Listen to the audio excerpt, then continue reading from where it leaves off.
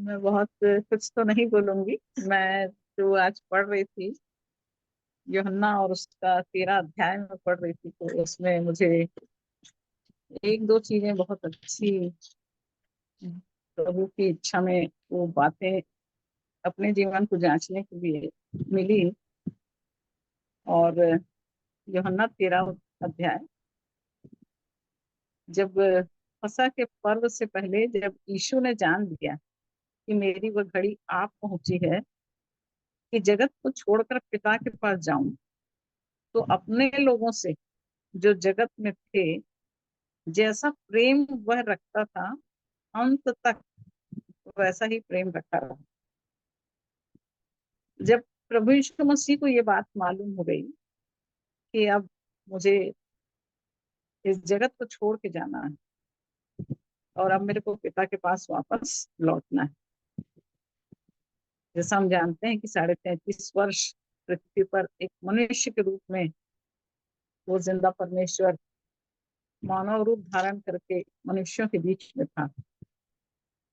और जब जगत को छोड़ के वापस जाने की बात हो रही है, तो यहाँ पर एक वचन लिख रहा है कि अब तो अपने लोगों से जो जगत में थे जैसा प्रेम वह रखता था, अंत तक वैसा ही प्रेम रखता रहा।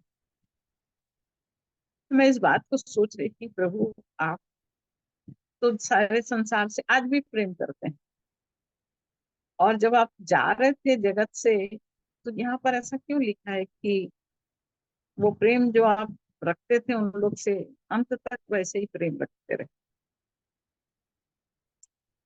लेकिन उसके बाद जब मैं दूसरे पद को पढ़ी, जब शैतान शमौन के पुत्र यहूदा इस्करियोती के मन में यह डाल चुका था कि उसे पकड़वाए, तो यहाँ पर जो प्रभु यीशु मसीह अपने प्रेम का वर्णन कर रहे हैं कि अंत तक वो सबसे वैसे ही प्रेम रखा। इसके पहले वो इस बात को जान गए थे, ये बात प्रभु यीशु मसीह को मालूम थी कि शैतान यहूदा इस्करियोती को परमेश्वर के पुत्र के पकड़वाए जाने के लिए इस्तेमाल करने वाला है। और ये बात प्रभु यीशु मसीह को मालूम होने के बावजूद प्रभु यीशु मसीह अपने प्रेम में कहीं कोई कमी नहीं कर रहे हैं। वरन यहाँ पर आगे जैसे वचन में लिखा हुआ है कि यीशु ने यह जानकर कि पिता ने सब कुछ मेरे हाथ में कर दिया है और मैं परमेश्वर के पास से आया हूँ और परमेश्वर के पास जाता हूँ, भोजन पर से उठकर अपने ऊपरी कपड़े उतार दिए, अंगोछा लेकर अपनी कमर बांधी, और तब बर्तन में पानी भरकर चेलों के पांव धोने और जिस अंगोछे से उसकी कमर बंधी थी उसी से पूछने लगा। यहाँ पर प्रभु यीशु मसीह अपने जाने के पहले अपने उन चेलों को जिनसे वो प्रेम करते थे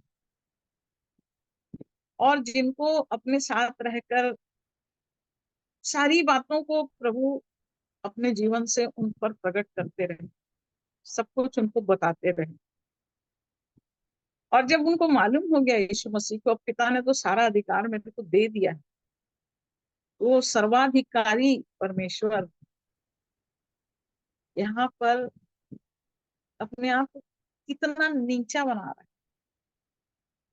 लिखा है कि वो वस्त्र को उतार दिया और एक अंगूछे को लपेट लिया और बर्तन में पानी लेके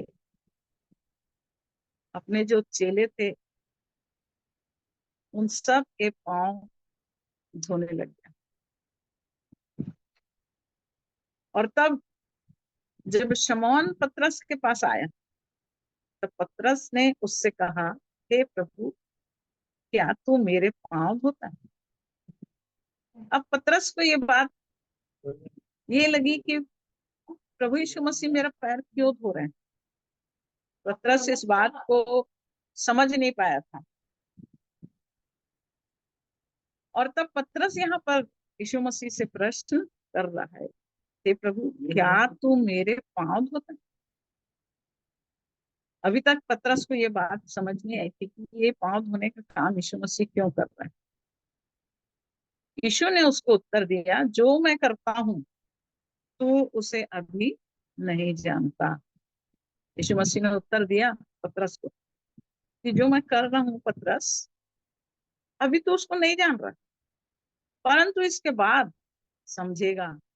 एक समय आएगा जब मैंने ये जो काम किया है इसको तू समझेगा। यहाँ प्रभु यीशु मसीह पतरस को इस बात को कह रहे हैं, लेकिन पतरस उसके बाद भी क्या कह रहा है? तू मेरे पांव कभी नहीं धोने पाए। ये सुनकर यीशु ने उससे कहा, यदि मैं तुझे ना धोऊं तो मेरे साथ तेरा कुछ भी साझा नहीं। पतरस अभी भी नहीं समझ रहा है इस चीज को, जब प्रभु यीशु मसीह उससे कह रहा है। और तू अभी नहीं जानता है पतरस, तू इसके बाद आगे जाके तू समझेगा इस बात को। और तब भी पतरस कह रहा है कि तू मेरा पाँव कभी धोने नहीं पाएगा प्रभु। और तब यहाँ पर प्रभु यीशु मसीह उसको बता रहे हैं कि यदि मैं तेरा पाँव नहीं धोऊंगा तो तेरा और मेरा आपस का कोई रिलेशनशिप नहीं है, कोई साझा नहीं है तेरा और मेरा। और जब पतरस को ये बात बोलता है तो पतरस ने उससे कहा, यदि मैं तुझे ना धोऊं तो मेरे साथ तेरा कुछ भी साझा नहीं। शमौन पतरस ने उससे कहा, हे प्रभु, तू मेरे पाँव ही नहीं वरन हाथ और सिर भी धो दे।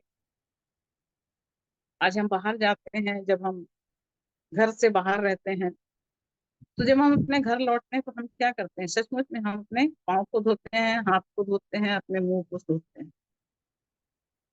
तो पतरस यही समझ रहा था कि यीशु मसीह यदि मेरा पाँव धो रहा है तो ठीक है, मेरा हाथ भी धो दे और मेरे मुंह सिर भी धो दे। पतरस को ये बात, उस साझे का, उस रिलेशनशिप का, प्रभु यीशु मसीह के साथ बने रहने का वो संबंध पतरस को नहीं समझ में आ रहा। और तब प्रभु यीशु मसीह यहाँ पर कह रहे हैं कि जो नहा चुका है उसे पाँव के सिवा और कुछ धोने की आवश्यकता नहीं है, परंतु वह बिल्कुल शुद्ध, और तुम शुद्ध हो। तो प्रभु यीशु मसीह यहाँ पर उस शुद्धता के विषय में, उस अनंत जीवन के विषय में ये बात पतरस से कह रहे हैं। परंतु एक बात प्रभु यीशु मसीह इसके आगे लिख रहे हैं, परंतु सब के सब नहीं हो। ये प्रभु यीशु मसीह तुम शुद्ध हो पहले कहे, लेकिन उसके बाद एक शब्द उसके आगे जोड़ रहे हैं, परंतु सब के सब नहीं। क्योंकि प्रभु यीशु मसीह जानते थे कि जो 12 को मैंने चुना है उसमें 11 शुद्ध हैं, और एक है जिसका मन शुद्ध नहीं है, जो मेरे लिए प्लानिंग कर रहा है, जो आज रात मेरे साथ कुछ करने वाला है। ये बात चेलों को नहीं मालूम है, लेकिन ये बात प्रभु यीशु मसीह को मालूम है। और यहूदा जो है वो उस 12 में उसकी गिनती है। और यहूदा जो है वो प्रभु यीशु मसीह के संग संग 3.5 साल जो प्रभु यीशु मसीह के संग संग बना रहा, यहाँ तक कि उस झुंड में वो वो धन की जो थैली रहती थी वो यहूदा इस्करियोती के पास ही रहती थी। और यहूदा इस्करियोती के आने का जो कारण था वो भी कुछ अपने विषय में सोच के आया था, कि यीशु मसीह राजा बनेगा, और राजा बनेगा तो मेरे को कोई एक पद, कोई एक स्थान मेरे को मिल जाएगा। और वो संसारिक दृष्टिकोण से सोच रहा था, हालांकि वो संग रह के सब कुछ देख रहा था। यहूदा प्रभु यीशु मसीह काम देख रहा था, प्रभु यीशु मसीह कैसे फरीसी, शास्त्री, यहूदी, महायाजक, इन सबसे कैसे बात करते हैं, कैसे परमेश्वर का बातों को प्रकट करते हैं। और चेले कई बार उन बातों को नहीं समझते थे तो एकांत में ले जाके उनको समझाता भी था। तो वो यहूदा जो साथ साथ था। लेकिन 11 तुम शुद्ध हो परंतु सबके सब नहीं। तो 11 के पास शुद्ध मन था, प्रभु यीशु मसीह के साथ साथ चल रहे थे, उससे प्रेम कर रहे थे, उसकी आज्ञाओं को मान रहे थे, उसके कामों को देख के अपने जीवन को वैसा चलाने के लिए तैयार कर रहे थे। हालांकि उनके पास भी वो बुद्धि, वो समझ अभी तक नहीं खुली थी, इसलिए पतरस यहाँ पर आर्गुमेंट कर रहा है। परंतु उसके बावजूद उनका मन शुद्ध था। और तब यहाँ पर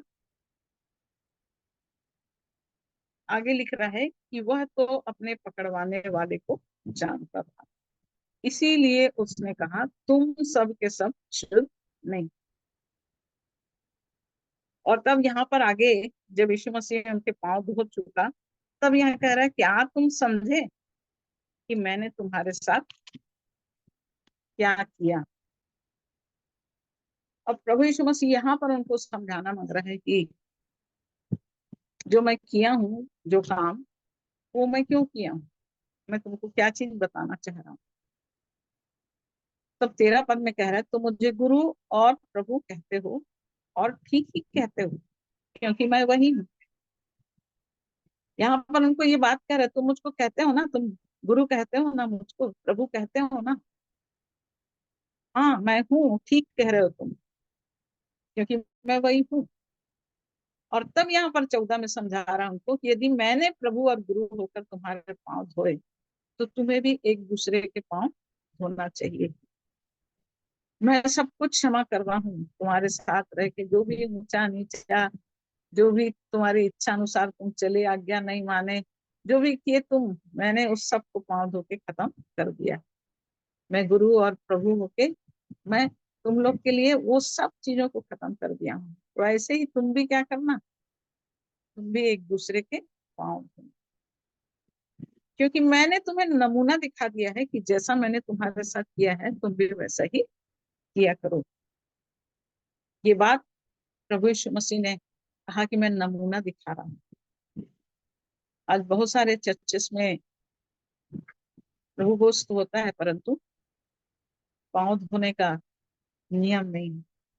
ये पांव धोने का अर्थ जो प्रभु यीशु मसीह यहाँ अपने चेलों को समझा रहा है कि मैं गुरु हूँ, मैं प्रभु हूँ, परंतु मैंने तुमको, मैं अपने आप को इतना छोटा बनाया हूँ कि मैं तुम्हारे पांव धो सकता हूँ। तुम्हारी हर गलती को, तुम्हारी हर बात को मैं माफ कर सकता हूँ, क्योंकि मैं तुमसे प्यार करता हूँ। मैं नमूना दे दिया हूँ, तुम लोग भी इसको करते रहना। तो हम जो प्रभु के जीवन को जी रहे हैं, हम जो परमेश्वर की इच्छा में चलने के लिए अपने आप को प्रभु के हाथों में सौंपे हुए, हमको इस नमूने को अपने जीवन में बनाए रखना है कि मेरा प्रभु पैर धो दिया, उसने साफ कर दिया, शुद्ध कर दिया, तो मेरे को भी अपने जीवन में ऐसा ही रखना है। ये बात मेरे को भी अपने जीवन में पूरा करना है। और तब 17 पद में कह रहा है तुम ये बातें जानते हो और यदि उन पर चलो तो धन्य हो। चलोगे तो धन्य हो जाओ। मैं तुम सब के विषय में नहीं कहता, जिन्हें मैंने चुन लिया है उन्हें मैं जानता हूँ, परंतु यह इसलिए कि पवित्र शास्त्र का यह वचन पूरा हो, जो मेरी रोटी खाता है उसने मुझ पर लात उठाई। ये प्रभु बोल रहे हैं, लेकिन यहाँ पर उनके बोले हुए शब्द को यहाँ पर चेले समझ नहीं पा रहे। और यहाँ इस बात को प्रभु यीशु मसीह कह रहे हैं कि अब मैं उसके होने से पहले तुम्हें जताए देता हूँ कि जब ये हो जाए तो तुम विश्वास करो कि मैं वही हूँ। मैं तुमसे सच सच कहता हूँ कि जो मेरे भेजे हुए को ग्रहण करता है वह मुझे ग्रहण करता है, और जो मुझे ग्रहण करता है वो मेरे भेजने वाले को ग्रहण करता है। प्रभु यीशु मसीह यहाँ पर अपने पिता के उस महिमा को प्रकट कर रहे हैं, और ये कह रहे हैं कि तुम यदि मेरे को ग्रहण करोगे तो मेरे भेजने वाले को ग्रहण करोगे, और जो मुझे ग्रहण करता हूँ मेरे भेजने वाले को, और जो मुझे ग्रहण करता हूँ मेरे भेजने वाले को ग्रहण करता है।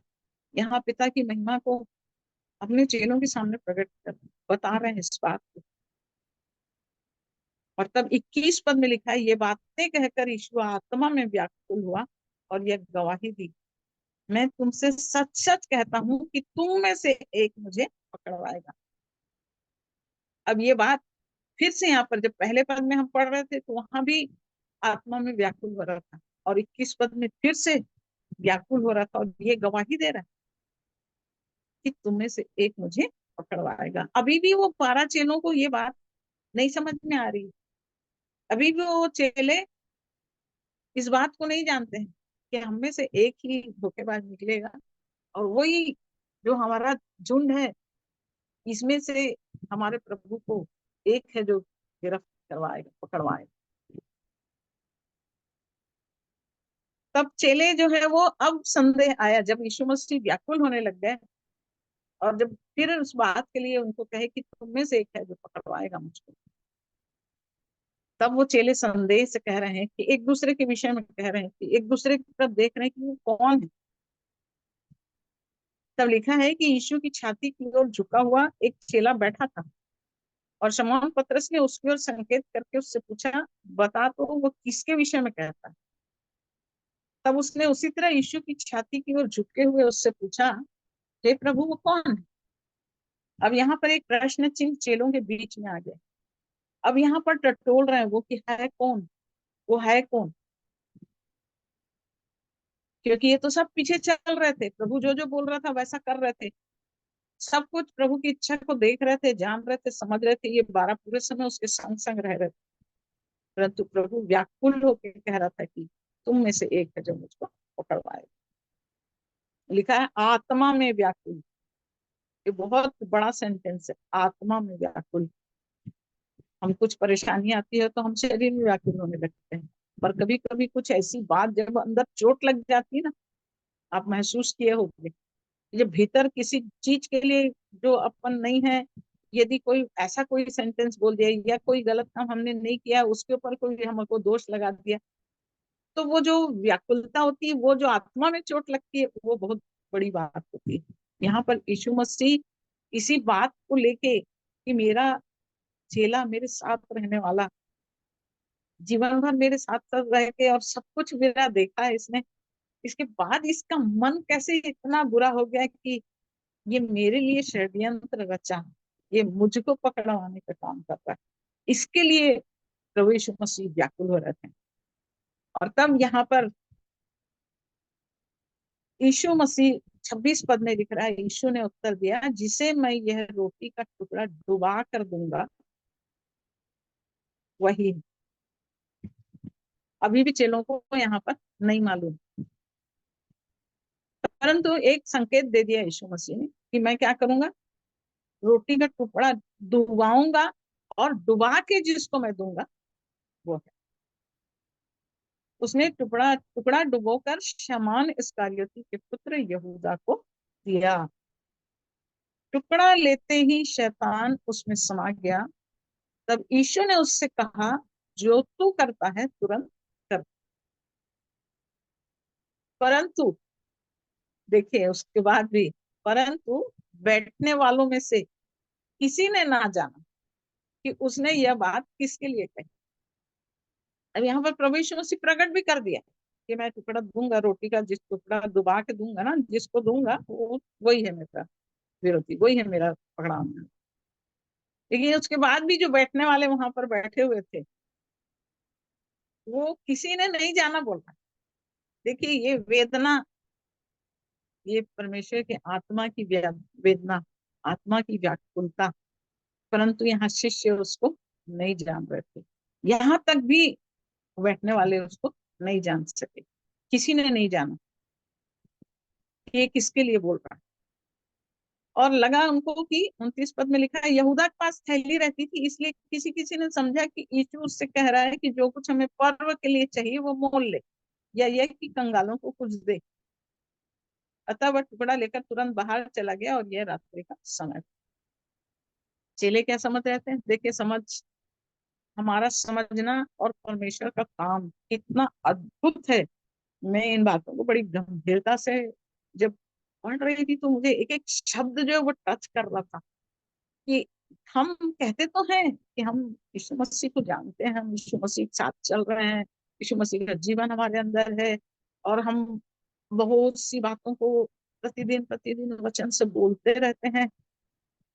परंतु जब मैं इस वचन को पढ़ी मेरे प्रियो, इस वचन ने मेरे को हिला दिया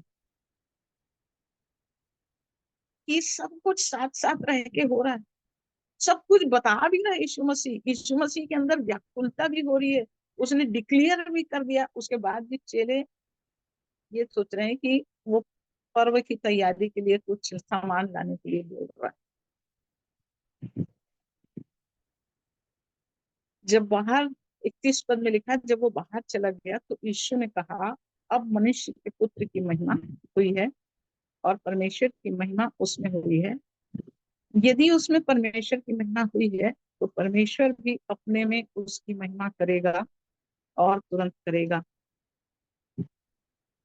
यहाँ पर मनुष्य के पुत्र की महिमा का वर्णन कर रहा है कि अब उसकी महिमा हुई है। कब? क्योंकि मालूम था कि अब मेरे जीवन में वो भयंकर समय आने वाला है जब संसार मुझे प्रताड़ित करेगा, जब संसार मुझ पर थूकेगा, जब संसार मेरी निंदा करेगा, जब लोग मुझे कोड़े लगाएंगे, जब लोग मेरा ठट्ठा उड़ाएंगे। ये समय आ गया करके यहाँ लिख रहा है प्रभु यीशु मसीह अपने उन चेलों से। जब यहूदा चला गया इस कार्य के लिए, तब यीशु मसीह, तब मनुष्य के पुत्र की महिमा हुई और परमेश्वर की महिमा उसमें हुई है। तो परमेश्वर भी अपने में उसकी महिमा करेगा और तुरंत करेगा। और तब उस दर्द से वो कहता है, हे बालको, मैं और थोड़ी देर तुम्हारे पास हूँ, फिर तुम मुझे ढूंढोगे। और जैसा मैंने यहूदियों से कहा, जहां मैं जाता हूँ वहां तुम नहीं आ सकते। यूहन्ना 8 में यहूदियों से जब बातचीत हो रही थी, तो यीशु मसीह ने कहा था, जहां मैं जाता हूँ तुम नहीं जानते, मैं कहाँ से आया हूँ वो तुम नहीं जानते, मैं थोड़ी देर तुम्हारे बीच में हूँ, फिर मैं चले जाऊंगा, फिर वापस आ। तो वो सब सुने, ये क्या बोलता है, ये कहाँ जाएगा, ये क्या यूनानी लोग के बीच चले जाएगा। ये सारी बातें हो रही थी क्योंकि यहूदी किसी बात को समझ नहीं रहे थे, शास्त्री फरीसी किसी बात को समझ नहीं रहे थे। वैसे यहाँ पर प्रभु यीशु मसीह फिर बोल रहे हैं कि जहां मैं जाता हूँ वहां तुम नहीं आ सकते। वैसा ही अब मैं तुमसे भी कहता हूँ, तुम मुझे ढूंढोगे, जहां मैं जाता हूँ उसको तुम नहीं जानते। ये बातें अपने चेलों से भी यीशु मसीह कह रहे हैं, क्योंकि यीशु मसीह जान रहे थे कि इनको अभी भी ये बात समझ में नहीं आई। और तब 34 पद में कहते हैं, मैं तुम्हें एक नई आज्ञा देता हूँ कि एक दूसरे से प्रेम रखो, जैसा मैंने तुमसे प्रेम रखा वैसे ही तुम भी एक दूसरे से प्रेम रखो। यही बताना चाह रहा था यीशु मसीह कि हमारे बीच में एक व्यक्ति है जो प्रेम का ढोंग कर रहा है, जो प्रेम प्रेम करके हमसे जुड़ा हुआ है, जो हमारे बीच में ही है, परंतु वास्तव में वो हमारे बीच का नहीं है। इसलिए यहाँ पर आज्ञा दे रहा है यीशु मसीह कि तुम एक दूसरे से प्रेम रखना। यदि आपस में प्रेम रखोगे तो इसी से सब जानेंगे कि तुम मेरे चेले हो। यदि तुम प्रेम रखोगे, आपस की संगति करोगे, तो क्या करना? प्रेम रखना, एक दूसरे के विषय बुरा नहीं सोचना, एक दूसरे के विषय बुरा नहीं बोलना, अपने मन में किसी के प्रति बुराई नहीं रखना। प्रेम रखोगे तो लोग जानेंगे कि तुम मेरे चेले हो। ये उन 12 चेलों के बीच की दशा को प्रभु यीशु मसीह बता के उस यहूदा के विषय में इस बात को कह रहा है कि तुम्हारे बीच में हम तो 12 जो थे, हम तो सोच रहे थे कि हम सब एक दूसरे से प्रेम रखते हैं, परंतु एक तुम्हारे विरोध में खड़ा होने वाला है। और तब ये शिक्षा यहाँ पर यीशु मसीह दे रहे हैं कि मैं तुमको एक नई आज्ञा दे रहा हूँ। जाने के पहले इस बात की आज्ञा प्रभु यीशु मसीह ने दिया कि तुम लोग ऐसा मत करना। और तब यहाँ लिखा है, शमौन पतरस ने उससे कहा, हे प्रभु तू कहाँ जाता है? देखिए, समय रहते उसने सब बातों को सिखाया, बताया, समझाया। मैं आया हूँ, मैं वापस चले जाऊंगा, मैं पिता के पास से आया हूँ, पिता के काम को करने आया हूँ। वो कई बार इन बातों को वचन में प्रभु ने बोला, लेकिन यहाँ पतरस फिर पूछ रहा है कि तू कहाँ जाता है? तो फिर यीशु मसीह ने कहा कि जहां मैं जाता हूँ वहां तू अभी मेरे पीछे नहीं आ सकता।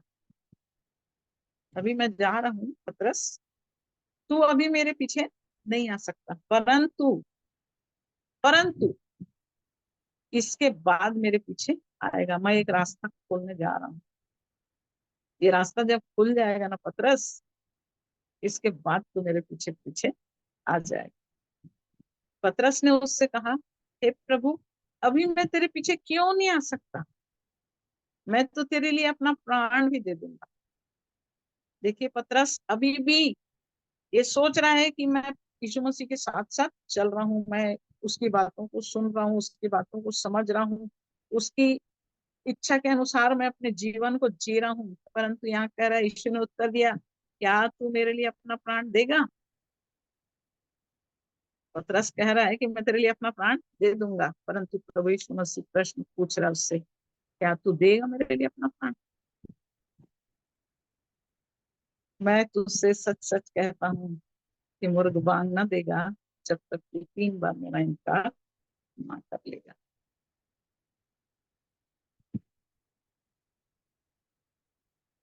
हम सोचते हैं कि हम वचन पढ़ रहे हैं, हम प्रभु आज्ञा मान रहे हैं, प्रभु हम तो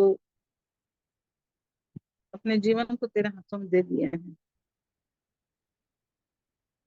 हम तेरे साथ अपने जीवन को तेरे लिए जी रहे हैं। परंतु यहाँ प्रभु कह रहा है कि मुर्ग बांग न देगा जब तक तू 3 बार मेरा इनकार नहीं कर लेगा। पतरस तू तो कह रहा है कि तू मेरे लिए प्राण देगा, परंतु पतरस ऐसा समय आएगा तू मेरा 3 बार इनकार करेगा। पतरस अपनी तरफ से सोच रहा था कि मैं तो अपने यीशु मसीह के लिए प्राण भी दे दूंगा, लेकिन वहां तक यीशु मसीह के रहते तक इन चेलों को ये बात स्पष्ट नहीं हो सकी थी। आज हमको अपने जीवन को देखना है कि हम कह तो रहे हैं कि हम प्रभु यीशु मसीह आपके साथ सब चल रहे हैं। प्रभु मैं रोज सुबह उठ के प्रार्थना कर रही हूँ, प्रभु मैं रोज आपका वचन पढ़ रही हूँ, प्रभु आप तो मेरे से बात करते हैं, जब आप मैं ये वचन पढ़ती हूँ तो आप मेरे से बात करते हैं, परंतु कहीं हम इनकार तो नहीं कर रहे, कहीं हम यहूदा इस्करियोती के समान अपने मन में भीतर भीतर उसके पकड़वाए जाने का काम तो नहीं कर रहे। ये बाहर के लोग नहीं थे, यीशु मसीह इस वर्णन को उसके अपने चेलों की बातों को बता रहे। तो आज हमको अपने जीवन को चेक करने की जरूरत है मेरे प्रिय।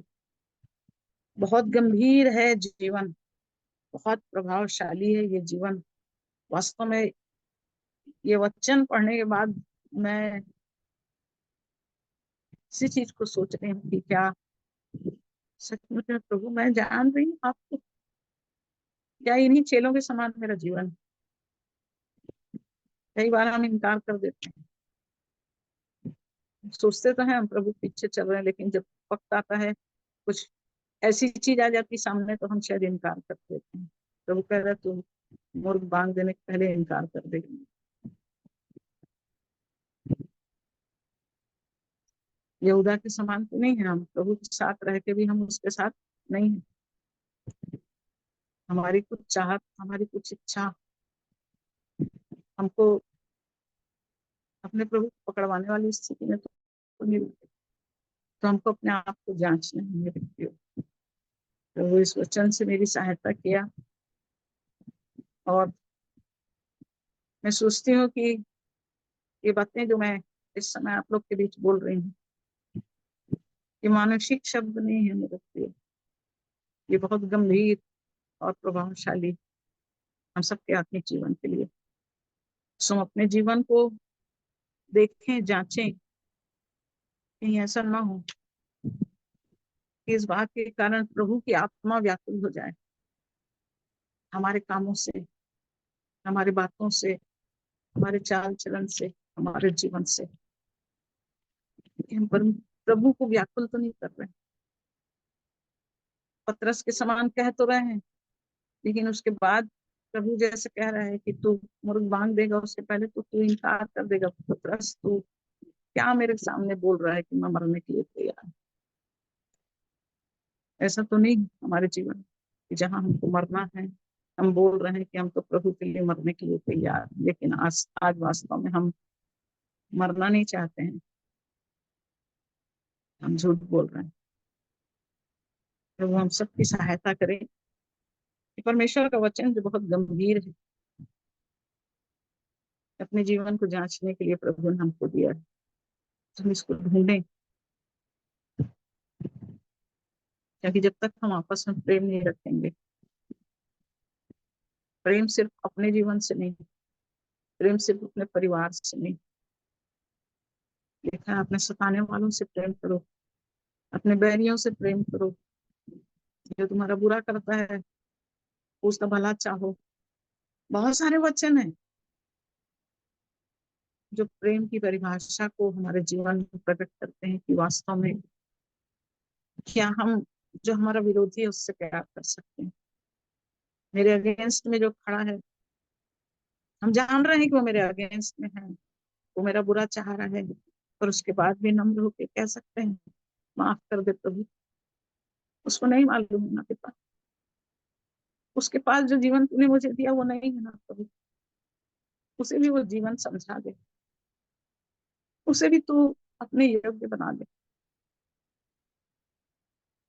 कि आज हम प्रभु को प्रसन्न करने वाले हैं या उसकी आत्मा को व्याकुल करने वाले हैं।